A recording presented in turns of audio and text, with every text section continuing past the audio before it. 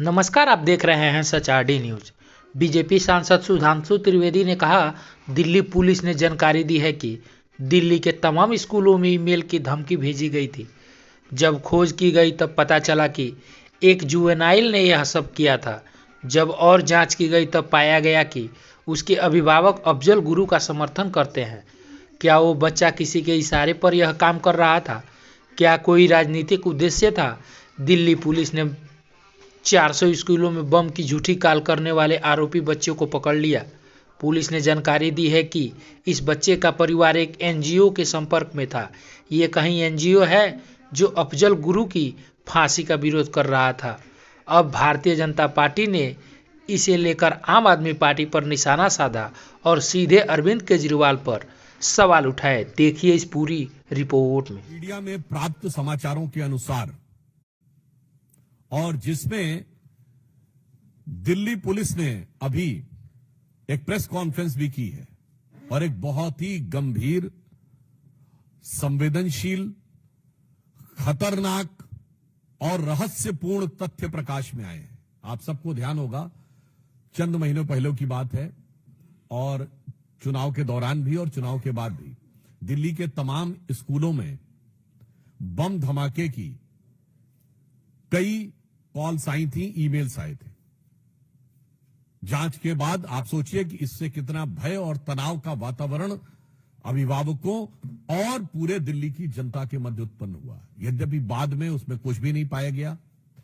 फिर जब इस विषय की गहनता से जांच की गई और यह ट्रैक करने का प्रयास किया गया कि ये ईमेल्स कहां से आ रहे हैं, तो बहुत ही आश्चर्यजनक तथ्य प्रकाश में आया कि मूलतः यह ईमेल एक ऐसे व्यक्ति के द्वारा आ रहे थे जो अल्पवयस्क है। These all emails were originating from a person who is juvenile। और आप समझिए, उसने कई 100 स्कूलों को इस प्रकार की फर्जी कॉल्स किए।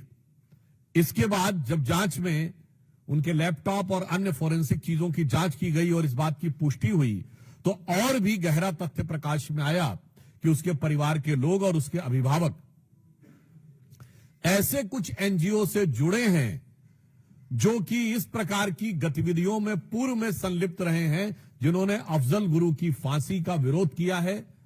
और ऐसी तमाम गतिविधियां जो कानून व्यवस्था की दृष्टि से राष्ट्र की सुरक्षा के लिए घातक मानी जाती हैं, उन गतिविधियों के समर्थन की बात आई है। अब इससे गहराई इसलिए बढ़ रही है कि क्या कोई अल्पवयस्क बालक अपने मन से कर रहा है? इसका मतलब उसे शिक्षा कैसी दी जा रही है? दूसरा, या वो सिर्फ मोहरा है और उसके पेरेंट्स और जो पीछे के एनजीओज हैं उनकी इसमें कोई भूमिका है, ताकि दिल्ली की कानून व्यवस्था को बिगाड़कर, दिल्ली के वातावरण को खराब करके, दिल्ली में भय का वातावरण उत्पन्न करके कोई राजनीतिक लाभ या अपनी राजनीतिक विचारधारा की पुष्टि की जा सके।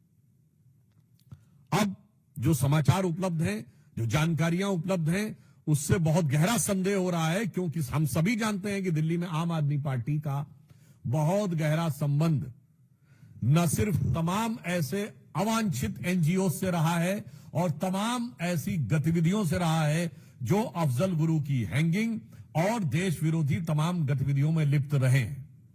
आप सभी को ध्यान होगा कि फरवरी 2015 में जो टुकड़े टुकड़े होंगे का नारा लगा था, वो अफजल गुरु की बरसी के ऊपर था और जिसकी फाइल को महीनों तक आम आदमी पार्टी ने बचा के रखा था। इसलिए अब यह रहस्य गहरा रहा है कि वो एनजीओ कौन है, वो एनजीओ के लोग कौन हैं, उनका आम आदमी पार्टी से कोई संबंध है क्या? क्योंकि ये बात हम ऐसे हवा में नहीं कह रहे हैं। आम आदमी पार्टी की मुख्यमंत्री आतिशी मरलेना जी के दोनों पेरेंट्स ने अफजल गुरु की क्लीमेंसी के पिटीशन का समर्थन किया था, तो यह बात सीधे संबंध जुड़ता हुआ दिखाई पड़ रहा है। यानी वहां के सर्वोच्च नेतृत्व के साथ, और उस जमाने में याद करिए वो सब लोग, प्रशांत भूषण, शांति भूषण, अन्य ने बहुत सारे लोग थे, आप बड़ी लंबी लिस्ट है, वो सब उस समय आम आदमी पार्टी के सदस्य थे। यानी आम आदमी पार्टी का एक संगठन के रूप में उनके साथ संबंध बहुत साफ दिखाई पड़ रहा था। तो अब ऐसी जानकारी लगती है और यह ऐसा ही गहरा संदेह आता है जो पुष्ट होता हुआ नजर आता है कि क्या इस चीज में आम आदमी पार्टी का